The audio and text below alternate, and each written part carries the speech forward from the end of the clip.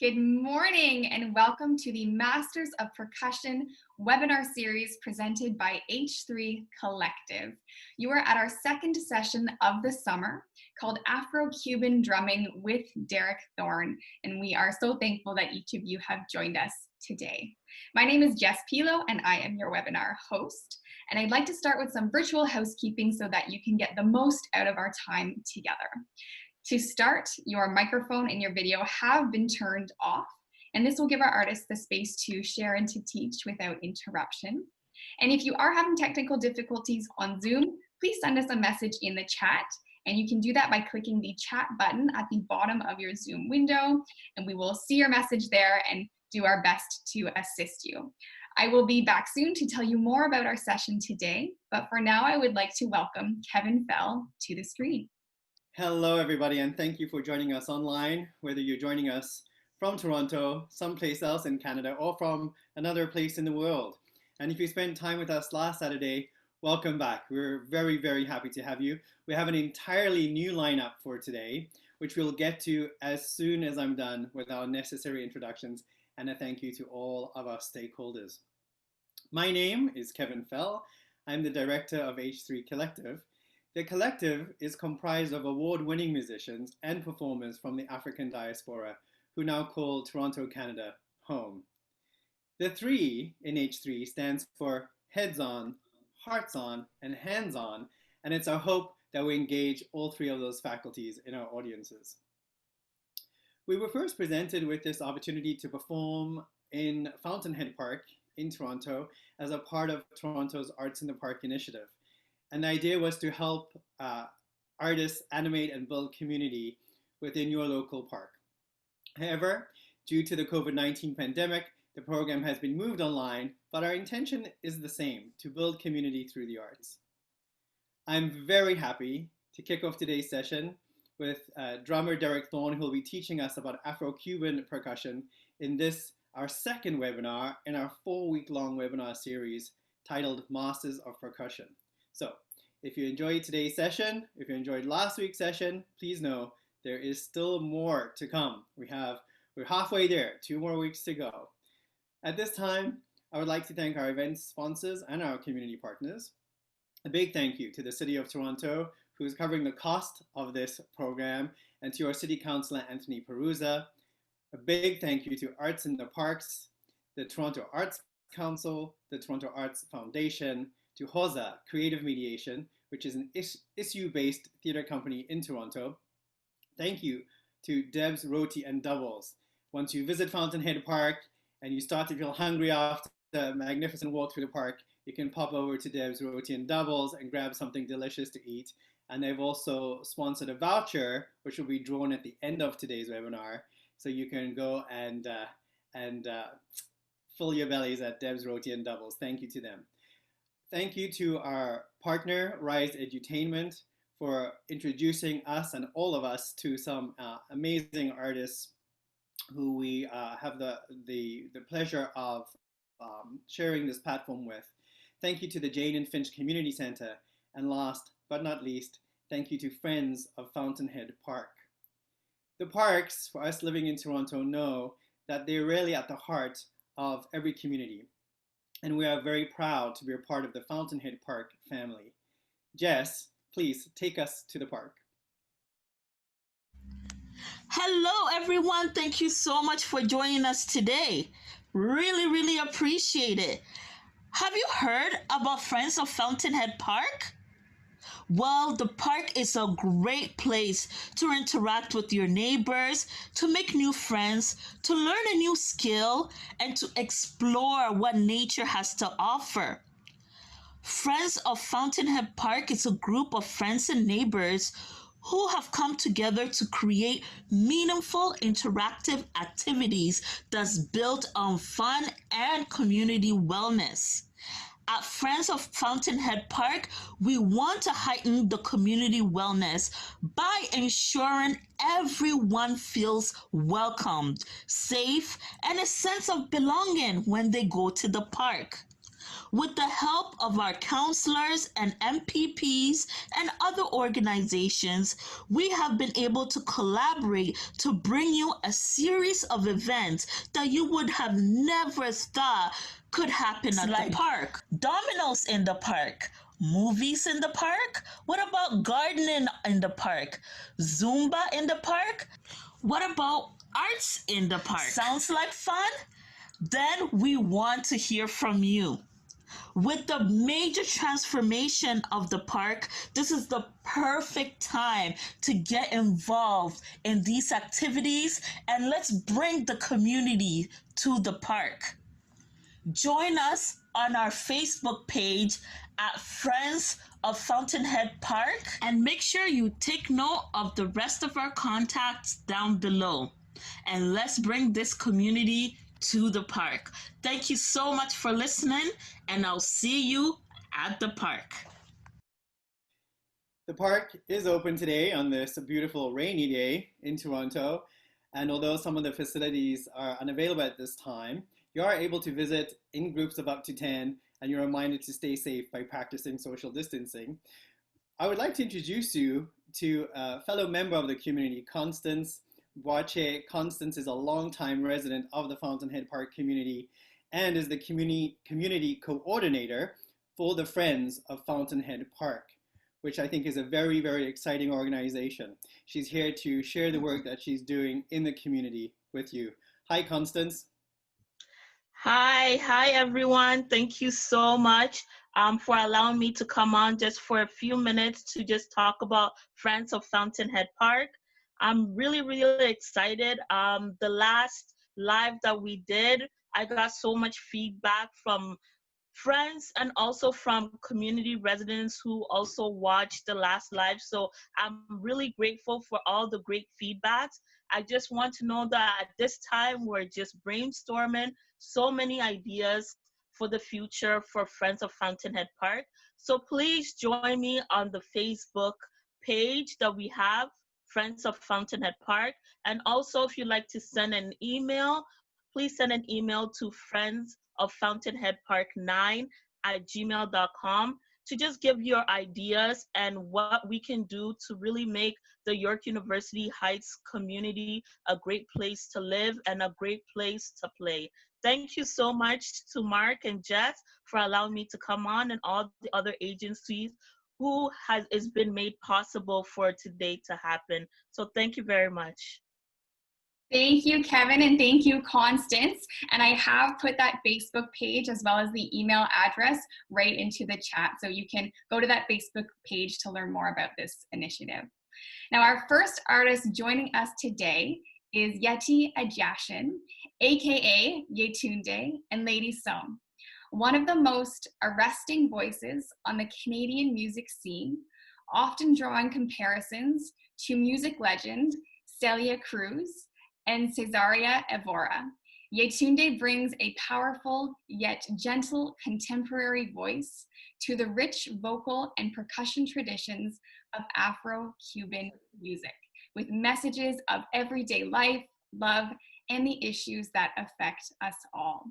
Today, she is joined by Raimundo Sosa, and they have 2 songs to share with us. So welcome, Lady Sohn, Yetunde, and Raimundo.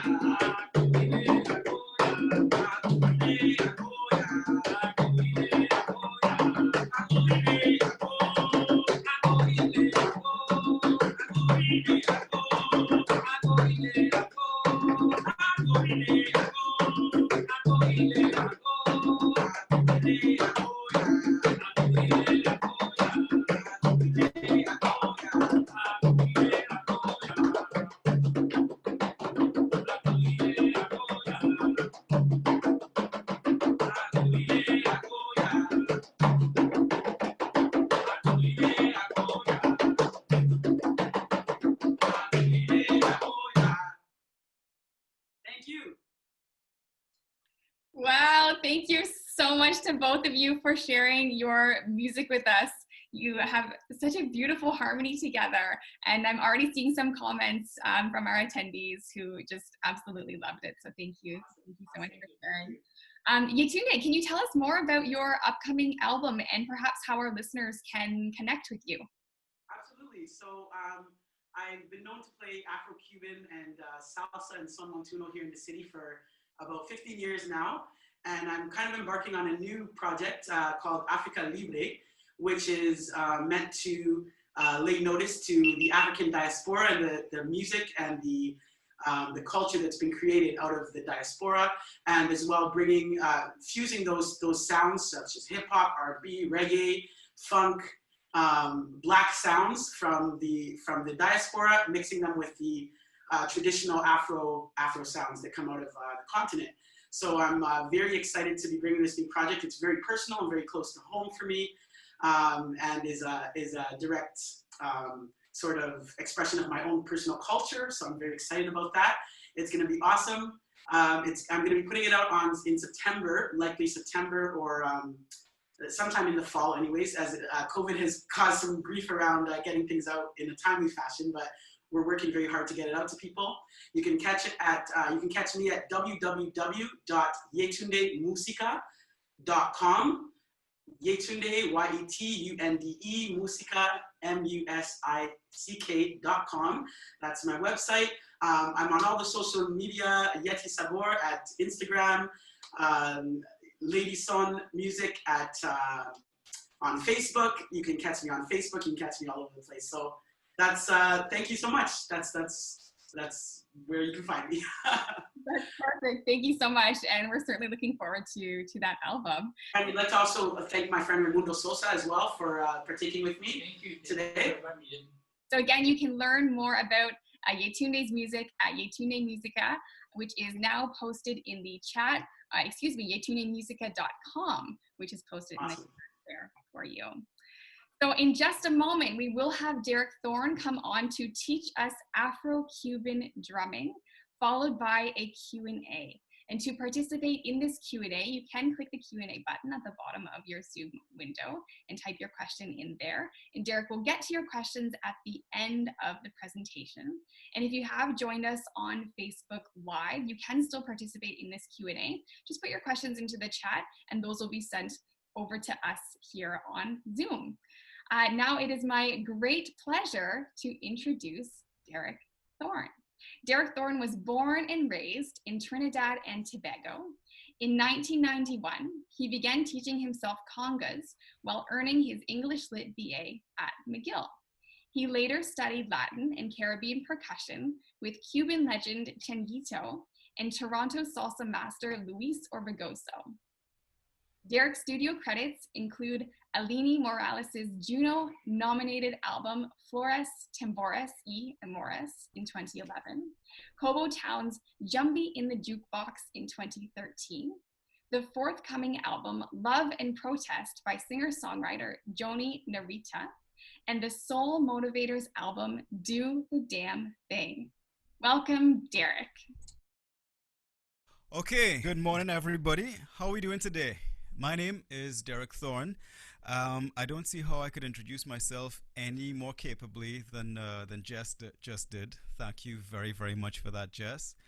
And before I get going, I would love to send one more acknowledgement and gratitude and gracias to Yetunde and Raimundo. They were awesome, weren't they? They were awesome. Yeti and Raimundo, you guys don't even know, they are among the top drawer of artists doing African and Afro-Cuban music in this part of the world. We are incredibly blessed to have them in Toronto, and we incredibly blessed to be following them up on this workshop right here. Okay, this is a workshop on Afro-Cuban drumming, and well, today we are going to be focusing specifically on the congas, these instruments that are in front of me here, and the bongo, all right, these instruments here to my right. I'm not going to be getting into a whole lot of technique because, man, learning the technique for these drums can take you a great deal of time, practice, and instruction. And you know, being limited in time, we'll just skim over the technique a little bit and spend more of our time concentrating on the actual rhythms in Afro-Cuban drumming. All right? Okay. That being said, let's get started. On my right, we have the bongo. Now, you, being Canadian, being from Toronto, being from whatever part of the world where English is the first language or the second, you would be accustomed to calling this instrument, I should say, the bongos. I suppose, that's fine. Nothing wrong with calling it that. What the Cubans call this pair of drums here, they call it bongo. All right, no S at the end. Yeah, that's just a minor detail. Bongos, bongo, we know what we're talking about. these two small instruments here.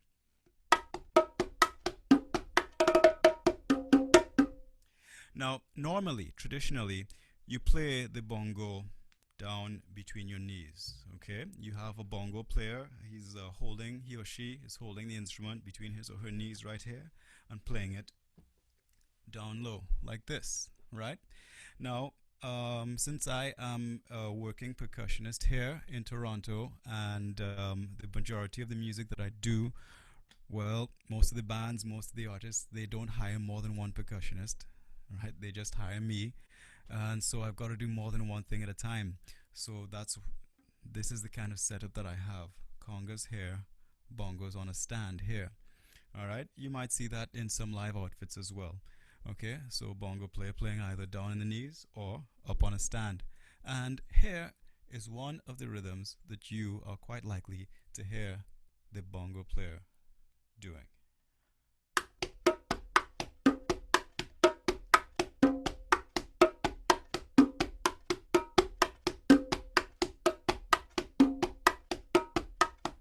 One, two, three, four. Okay. Now, there's a whole family of rhythms that are played on Afro-Cuban drums that are meant to hold a groove down. Everybody knows what a groove is. I don't have to give you a dictionary definition. And you know what? If I tried that, the dictionary probably wouldn't give you the most accurate definition of a groove. A groove is, yes, it's a rhythm, but it's also the way that rhythm feels. And it doesn't have to be just specifically a rhythm on drums. It can be the rhythm that the entire rhythm section is playing and the way that that whole section is making it feel. All right? Fast and exciting, fast and subtle, mid-tempo and relaxing, mid-tempo and tense, slower and languorous, or slower and ominous. Right? That's what a groove is. And, well, I suppose the most direct Spanish translation that I could find for groove is marcha. There's another word, tumbao. Okay, when Cuban musicians talk about marcha and they talk about tumbao, they're talking about the groove that they're playing on their bongo or on the congas. So what I just showed you guys there, that is a very, very common Cuban groove or a Cuban marcha on bongo, right? It goes like this. 1, 2, 3, 4. 1, 2, 3, 4. And depending on the type of music that you're playing, the type of song that you're playing, you can go slow, medium tempo, or fast. It's very adaptable, right? You know, faster it would sound like this.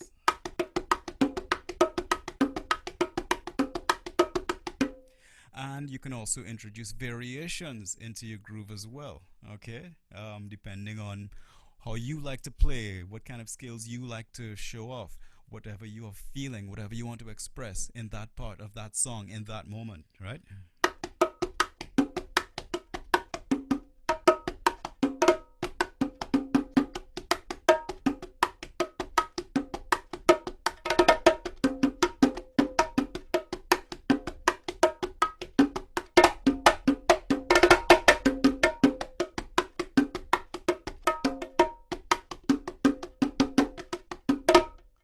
Right? So yeah, the bongo always consists of this pair of drums right here.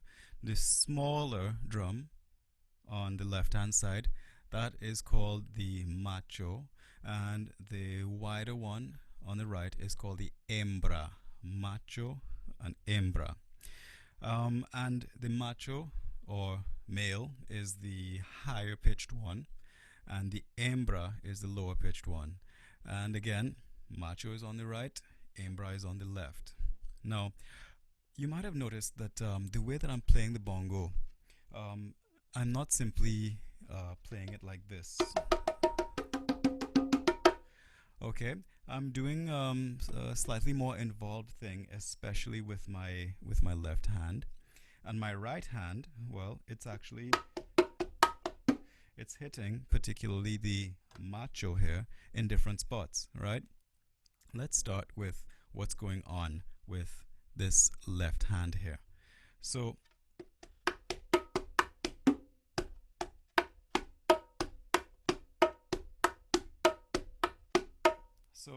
I'm hitting back and forth between my thumb, or the heel of my thumb, and my fingertip, like so, right? That is known as heel and tip. You know, just like how, I don't know if, back in a few generations ago, when our society in the West was one that actually, wanted to teach kids how to walk properly, they would train kids to walk heel to toe, heel to toe, heel to toe. It's the same thing that you're doing with your hands. Your hands are going heel to toe, heel to toe, heel to toe, like this, right?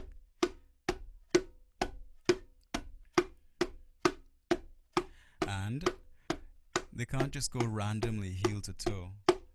The placement of your hands is kind of important. The sound that you're getting out of there is important, because the sound that your hand is making while it's playing heel to toe, that is all part of the groove. That is what gives you a nice marcha. Yeah? And it takes a bit of coordination between your left and your right on bongo to get that groove happening. So it is right hand, left hand, right hand, left hand, hembra. It sounds impossibly complicated when I break it down slow like that, but yeah, don't worry about it. You see it enough times, you see it on enough videos. For example, I've shown you some, I've included some video resources and also some video and text resources that you can refer to once this workshop is over, that will break down all of that technique for you and make it really straightforward. All right. For now, you're alternating heel and toe, right? It's heel, right hand, toe, right hand, heel, right hand, toe, right hand, heel, right hand, tip, right hand, heel, right hand, tip, right hand. Okay? And that is basic bongo rhythm in Afro-Cuban music. Now, if you want right now to have a look at a sort of a close-up view of heel and tip in bongos, then I did do a slow motion video capturing just what that left hand is doing in that heel and tip technique. Okay, and Jess, I think now would be a good time for you to run that slow motion bongo heel and tip video. There it is. Here it comes. Oh my gosh, with the slow motion sound and all.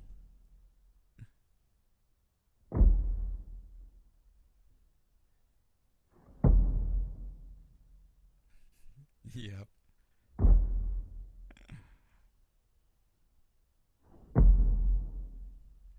Yeah, very relaxed. Good to keep everything loose. Okay. All right, thanks very much, Jess. Awesome. Okay, now we can move from the bongos onto the congas. Now, we don't know a whole lot about the origin of the bongo. It's the most we can say is that bongos are probably from their very source, from their very inception, a Cuban instrument. I mean, there are comparable instruments played in other African music traditions. For example, in Sudanese and Ethiopian music, you have drums that are shaped very much like this. They're usually played in threes, right?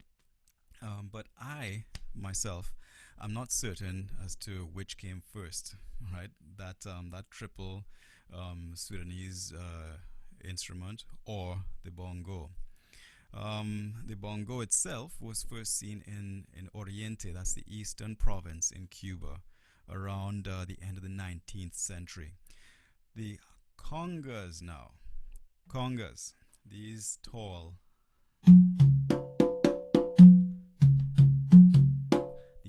sensuous, full, big sounding drums here. As their name implies, they originate in the Central African region known as the Congo Basin. Now, Congo translates literally, I believe, as mountains, and there is an enormous and very, very long river. It's one of the biggest waterways on the planet, called the Congo, and that waterway crosses thousands of miles. It flows into the Atlantic Ocean, and it carves out a gigantic sort of curved region within Central Africa, where many different ethnic groups, many different countries, and many different cultures and languages thrived, right? Human beings tend to do pretty well when we're close to a waterway, and Congo is no exception. Now, these instruments here, of course, started turning up in the West at the same time that Africans started turning up in the West, which, yes, was a direct consequence of chattel slavery. Now, chattel slavery did not really distinguish cultures and did not distinguish languages. Slavery erased a great deal of the culture, identity, and distinctions of African peoples that were transported over to the so-called New World. And yeah, Cuba, unfortunately, is no exception. And so there are still just only strands of the origins of these songs and music and rhythms and instruments that made their way across the Atlantic. And these instruments here, the congas, were named for the Congolese people, possibly, that were bringing them over and that were playing them. Now, the congas, again, different sound from the bongo. Right? They sound like this.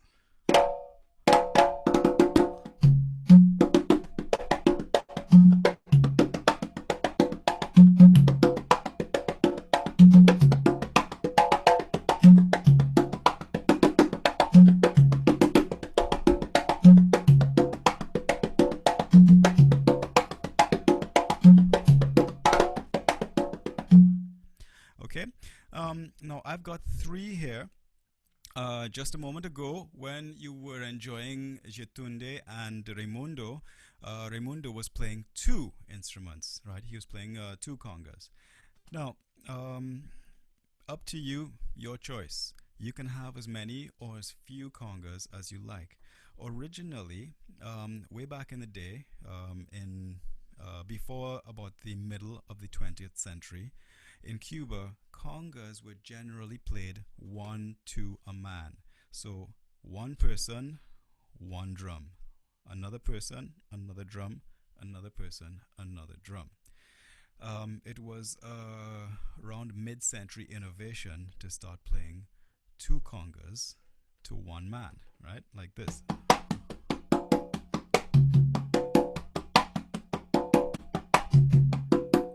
And people being what they are, well, once that started happening and getting popular, people were like, well, okay, if two, why not three? Why not four? Why not six? Heck, why not eight?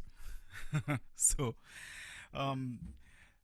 today you saw Raimundo playing three right now. Sorry, you saw Raimundo playing two right now. I'm playing three. Each of these instruments does have its own name, of course. This one here in the middle, this one is called the Quinto. Quinto. It's the highest pitch one that I'm using.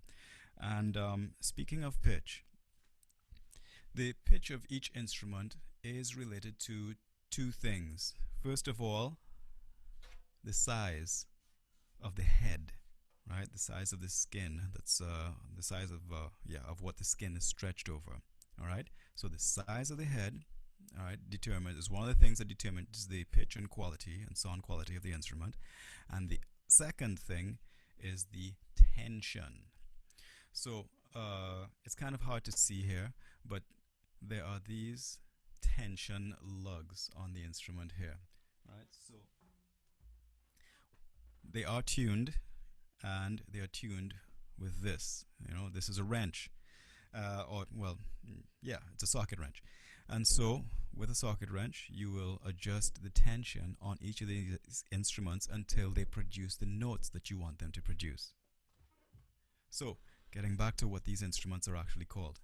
As I said, this is the Quinto. The next pitched lower instrument, okay, it is also a size up from the Quinto. This is called the Conga. Right.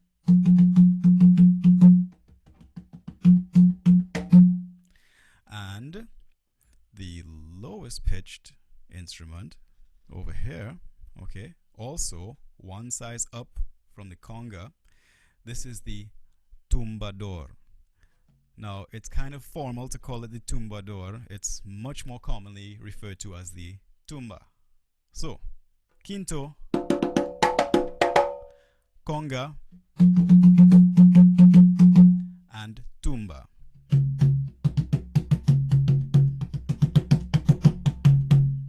Right?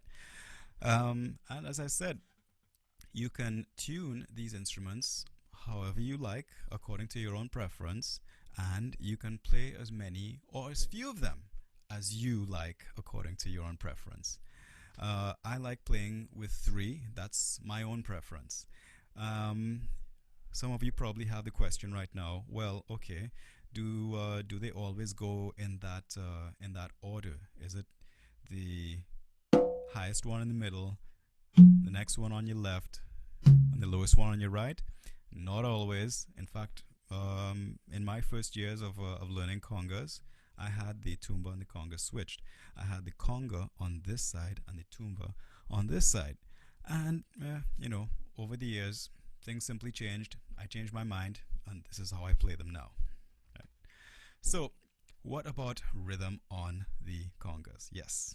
Well, here is a very common, a typical conga marcha.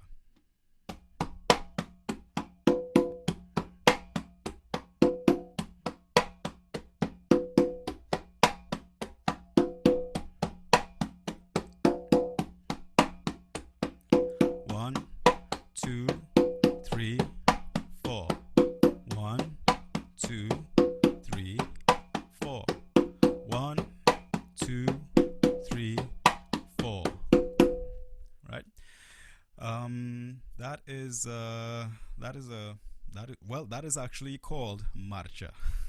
That is actually called the marcha. When you're in Cuba and somebody says, yeah, okay, just play a marcha, just hace marcha, this is what you would do.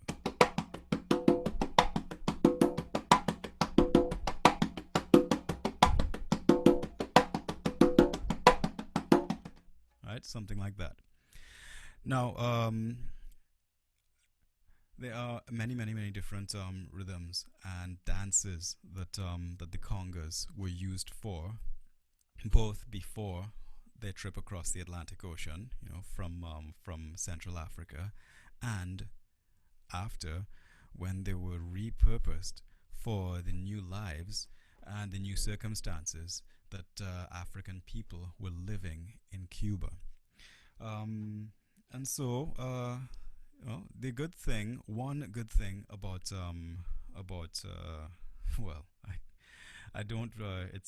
I hesitate to qualify anything about the practice of slavery as a good thing, but it was a relatively better circumstance within Cuba, in that Africans were given more free, a little more liberty to congregate and to practice their own forms of religion.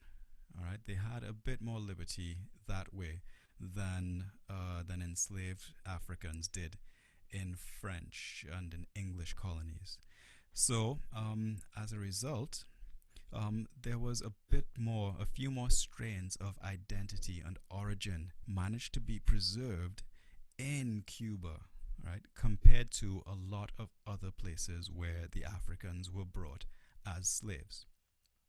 Yeah, so one of the good things about that, one of the great results about that is a real richness and variety of Cuban music, dances, genres, and variety, and well, yeah, and different types of song. Um, when Jetunde and Raimundo were performing earlier, well, you might have noticed that their groove felt and sounded a bit different from what I'm showing you guys right now. Um, for instance, their groove, everything that they were doing was in it had a different feel like this,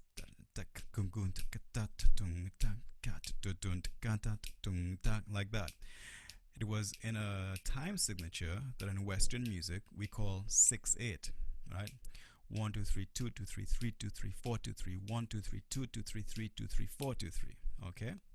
Now what I'm doing is in a 4/4 time signature. 1 and a 2 and a 2 and a 4 and 1 and a 2 and a 3 and a 4 and a 1 and a 2 and a 3 and a 4 and a, right? So, like I said, we only have time to just scratch the tip of the iceberg here. Now, you might have noticed that in terms of the technique of what I'm playing, I am getting different sounds out of just this one quinto, according to how I strike it. So the eagle-eyed among you will have noticed that, yep, there is a heel and tip technique, right? That you use for congas as well. So let's dig into that a little bit. Not too far, but a little bit. So your hand placement is important, right? You want your left hand here and your right hand here, right? And when it comes to your left hand heel and tip, right?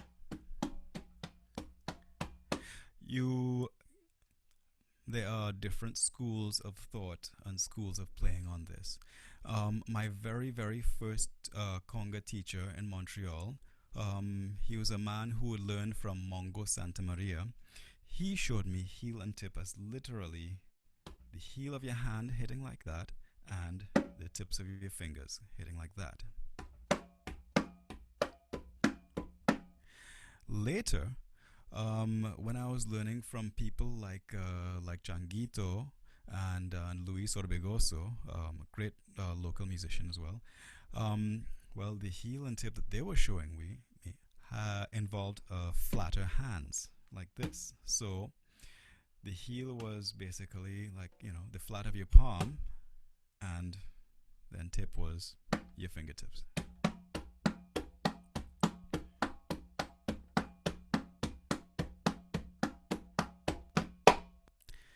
So now might be a good time for Jess to run the slow motion heel and tip video for the congas. There we go.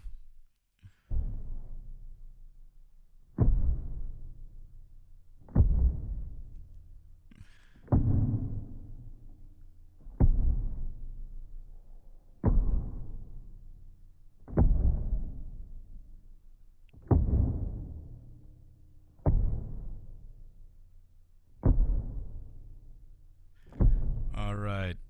Yeah, that'll give you a decent enough idea of it. Thank you very much again, Jess.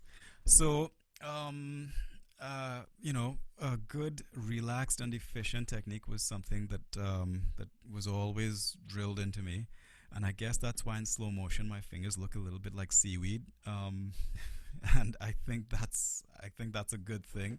It says to you just the amount of looseness and relaxation you want when you're playing in your heel and tip technique. Right? You don't want it to be tense.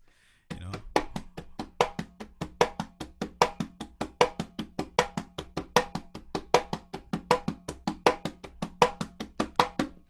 Yeah. So that marcha that I was just showing you guys.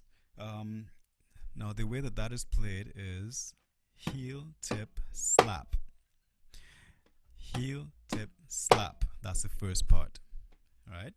Heel, tip, slap. My right hand is playing a slap. heel, tip, slap. And then the left hand takes it up again. So heel, tip, slap, tip, heel, tip, open, open. One more time. Heel, tip, slap, tip, heel, tip, open, open. And one more time, a little bit slower. Heel, tip, slap, tip, heel, tip, open, open. Heel, tip, slap, tip, heel, tip, open, open. Heel, tip, slap, tip, heel, tip, open, open.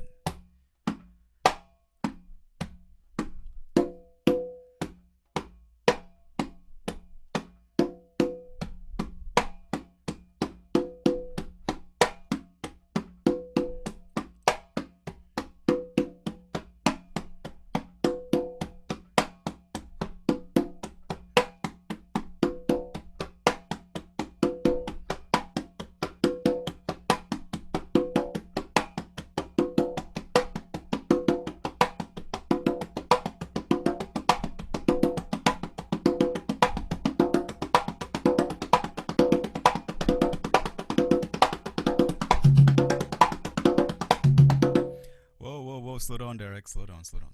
Don't get too excited. Woo! All right. Yeah, that heel, tip, slap. There is you don't just hit that randomly. There is a good way to that. There's a target sound that you're going for that will make it a really good marcha.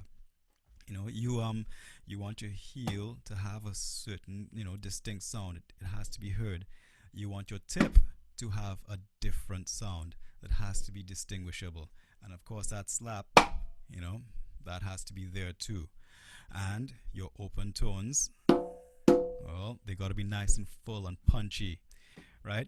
So what Luis Orbegoso, when he was when in my studies with him, yeah, he referred to that heel tip slap sound as upeka. And what he told me was that my pe was too weak, right? I had to strengthen that tip sound, right? Because there's a cadence to it. It's da da ka, right? It has to rise like that, right? Upeka, upeka, upeka, right? So. And yeah, now getting on to those tones.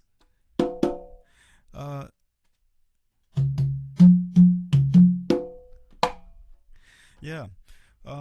So yeah, you can play tones and slap on congas, right? That's a slap. That's a tone. Pick up, tone, tone, pick up.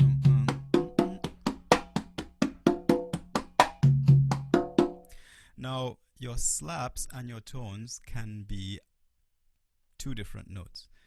Your slaps themselves can be closed slaps like this, or they can be open slaps like this. Now, the difference between a closed slap and an open slap is with a closed slap, you are keeping your fingers resting on the surface to reduce the sustain, right? Make it a drier note,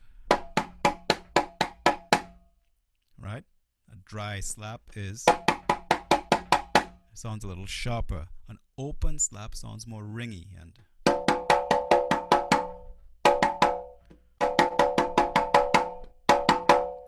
same thing with your tones. Your tones can be closed or open. And for a closed tone, you leave your hand resting on leave your fingers resting on the surface. And for an open tone, you let them bounce off. Okay, now, and you can see the musical possibilities for closed and open slaps, closed and open tones, right?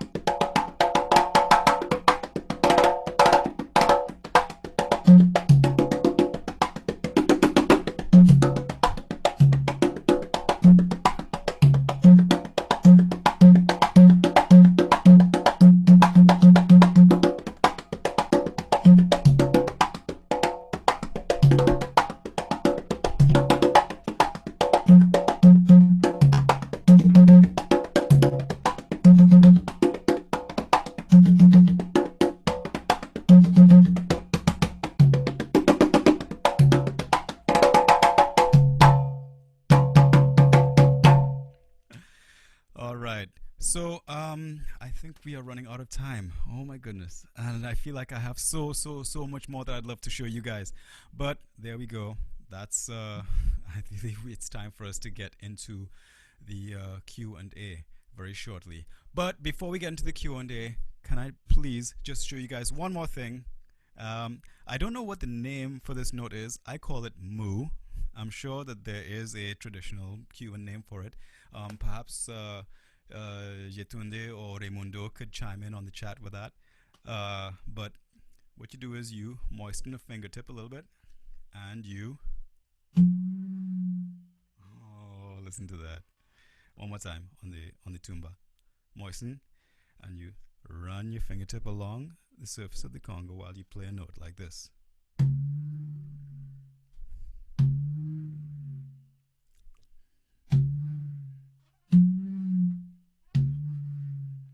And man, people love that one. There we go. All right. That's been Derek teaching you guys a bit about Afro-Cuban drumming.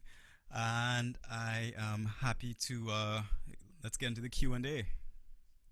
Thank you so much, Derek, for teaching us these incredible Afro-Cuban rhythms on the congas and the bongo. We really appreciate the historical context that you offered as well. So thank you again for sharing your time with us. So we do have time for the Q&A now, maybe just a few questions. So again, if you're on Zoom, you can put your questions into the Q&A box at the bottom of your Zoom window. You can also type it in the chat and we can see that there. And on Facebook Live, again, you can put your questions into the chat. So our first question is from a listener who is really inspired by your talent and wants to know if you offer private lessons. Well, I do now. I mean, I've been building my whole livelihood for the last decade and change around live performance and studio performance, and well, you know, a lot of that has gone away. I have occasionally taught privately before, but well, I'm pretty sure that yes, I'm going to have to. Well, I certainly won't need to carve out the time to give private lessons. But absolutely, yes.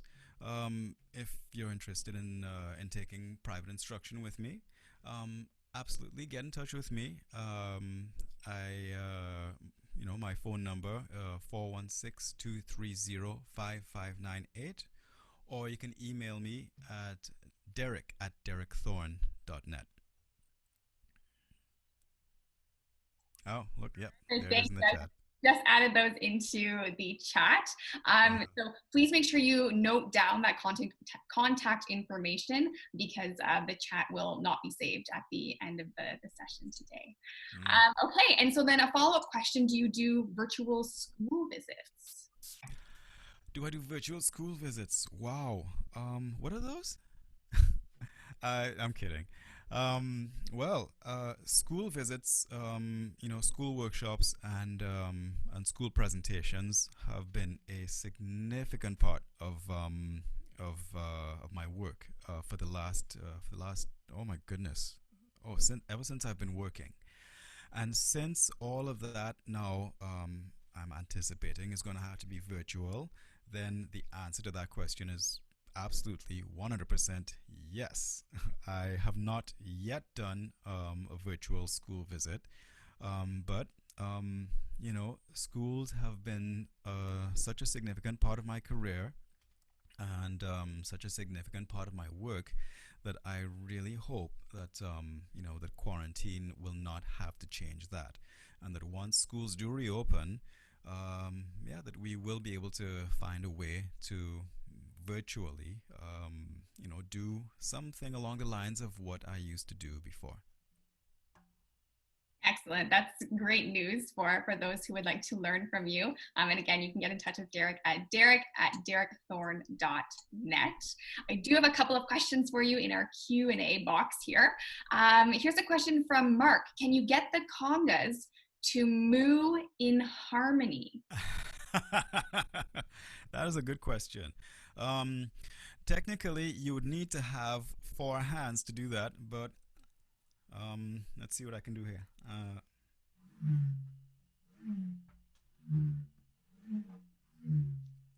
And there we go. One more time.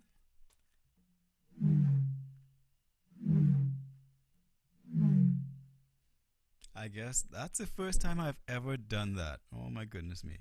The possibilities, they're starting to open up. Great. So the answer is yes, you can do that. Okay, another request from Mark. Can you do a brief bolero? Yeah, okay, so a bolero is a slower Cuban dance form. And so let me see, on the bongo it would be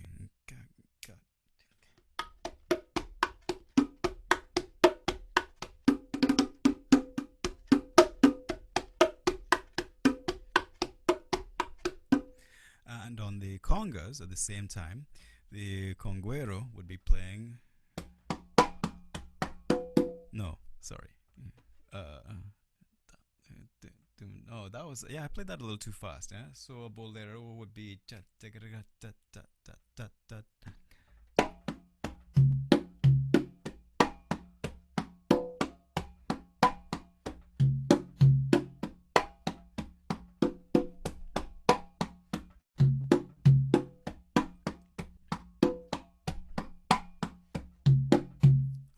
And even that's a little fast for a bolero, I think.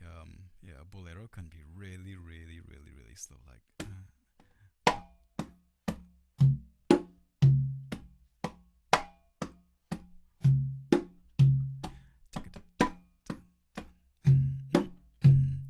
Yeah, it's a romantic ballad sort of a form. Yes. We have time for one or two more questions. We will go a little bit over time if that's okay with you, Derek. That's fine with me. Yes, bring them on. Bring them on. Great. Okay. So let's see over here. We have, I want to set up a studio. You sound great. What's your setup like? Well, thank you very much. The setup is very, very ad hoc and minimal. Right now, I'm using 4 microphones, one 6-channel mixing board, and an audio interface. So, the mixing board is a small portable PV. All right, PEAVEY. That's the brand. This is a PV6. So it's got 4 balanced inputs and and 6 channels. And in terms of the miking that I'm using right now, this here is on the bongo. This is a Sennheiser E906. That's a very, very personal choice. You don't commonly see people miking bongos with an E906.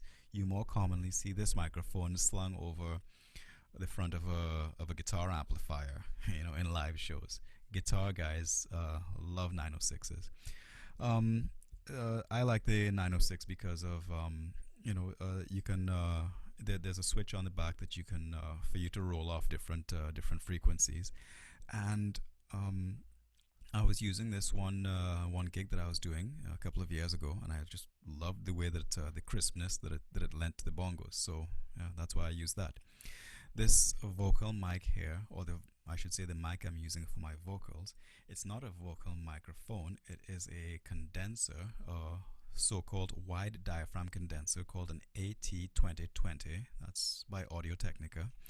And the congas here are mic'd up with a couple of 57s, the industry standard Shure SM57 instrument mics. The little interface that I'm using to get the sound from my mixing board into the computer is it's a very small, very basic and very cheap Behringer USB audio interface. All it does is it takes the stereo output from my soundboard, from my mixing board, and converts it into a digital USB signal. And that's what's going into my laptop and coming out to the rest of the world. Great, thank you. It looks like we have more people who are really interested in this moo sound and are curious. That's always a hit, yeah. Curious if you can play this sound within a larger rhythm. And Absolutely, yeah. Let me see. I'm thinking about BT Express. That's a funk band from the 70s.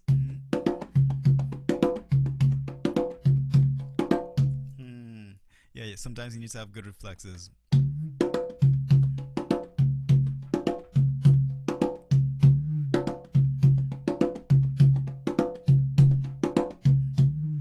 Like that.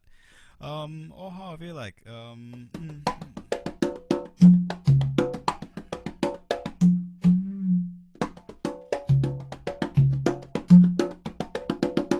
Like so. Yeah. Now the trick with it, of course, is the amount of time that you need. That one note will occupy both of your hands, and the time that it takes to play that long note, well, it's going to introduce a break in your rhythm, a break in your groove. Of course, depending on the musical context, there'll be a lot of times when you do want a break in your groove, and that moo might be just the thing that's called for. It depends on the moment, depends on the music, depends on the feeling, and depends on the decisions that you decide to make in that moment and in that feeling as your own musician. It depends on what is coming out from inside of you. Great, thank you for demonstrating. So we are out of time, but I do want to read a couple of comments that we had come in. We had a comment from Kirk Weber who says, "Hi from England. Great job." Hi, Kirk. How you doing, man? Thank you for showing up. Thank you for coming. Yeah, and thanks for commenting. We have Jillian from Facebook who says, "Very glad to hear you are available for school visits." Yes. Well, I'm glad somebody is glad I'm available, and I hope that means I'm going to be getting a call from you, Jillian. And we had some other comments as well, just showing appreciation for the historical context that you brought to us as well. Thank you. Sure. Thank you so much for sharing your time with us. We really do appreciate it. And we'll take this time now to invite Kevin back to the screen. Wow, I think if Saturdays weren't already my favorite day, they sure are now. Thank you, Derek. Thank you, Tunde. Thank you, Raimundo. I mean, it's just wonderful to be playing, along with you and learning from you all. I had the chance to go to Cuba, and I had all my little Cuban instruments out that I bought with my kids in the market in Cuba, and I'm all inspired, and I've been playing along, and I just wish I had some Cuban rum and cigars to replay your video later and just soak it all in.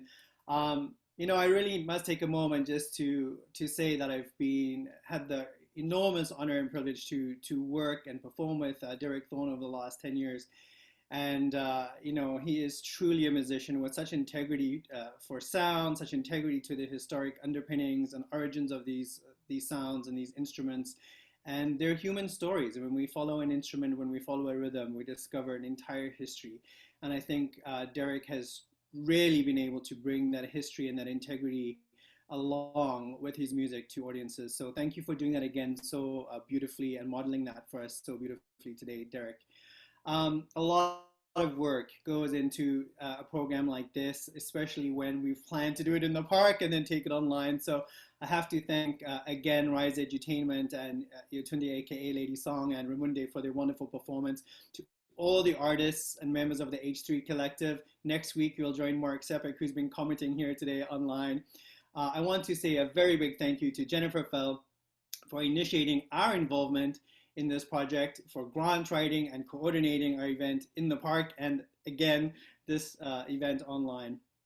Thank you to Jess Pillow, our incredible registrar and online moderator, who has pulled this together in such a beautiful way and kept it running smoothly. Thank you to our community partners who sponsor this event.